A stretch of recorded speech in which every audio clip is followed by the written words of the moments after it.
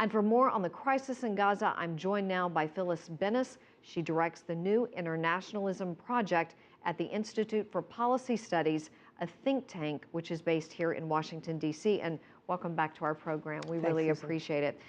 Wow, the casualties are just mounting over the last 24 hours. Now, 27 Israelis killed, 550 or more Palestinians.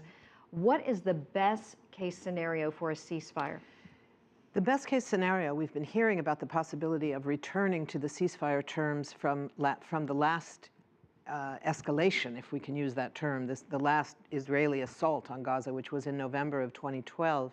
At that time, there was a ceasefire that the U.S. played a major role in brokering with Egypt, a very different Egypt before the military coup that overthrew the elected government in Egypt.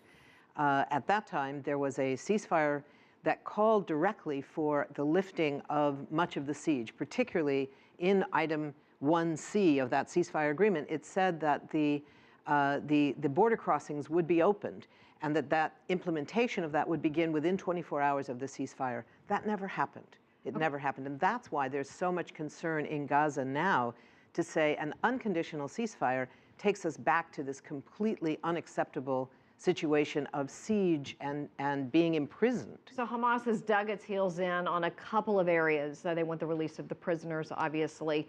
Right. Israel says, well, we can go back to where we were and just talk. So Hamas is saying, we're not going to do this. We're demanding. Do you think that they're hoping that there will be enough international pressure for them to get what they want? I don't know what the Hamas leadership is thinking or strategizing. I think we have to look at the people of Gaza. This is a situation where you have 1.8 million people. 43% of them, Susan, are children under the age of 14. Half the population is under 18. But imagine 43% are really children under the age of 14. And that's who is being killed. It's women, it's old people. In this attack, which really has to be called a massacre on Sunday, in this one community in the eastern part of Gaza City, where you had the massive amount of Israeli air fire as well as the attacks on the ground, we saw over 100 people that were killed at that time. Right. And something like 70 of them were children. Right. You hear both sides pointing the finger at the other with blame, but are both sides guilty of violating the rules of law?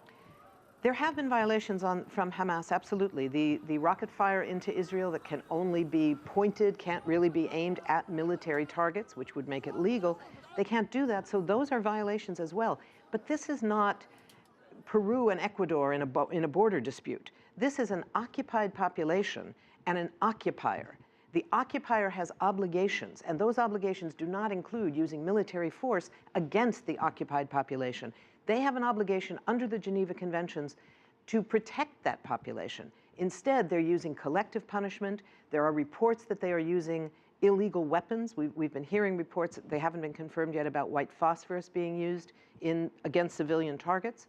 They are using disproportionate force, all of which are clear violations of the Geneva Accords and of a host of other international humanitarian law sectors.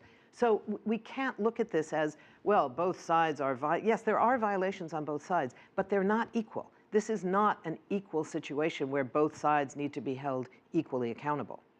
Right. Phyllis Bennis, thank you so much for coming in. We always appreciate having you here at CCTV.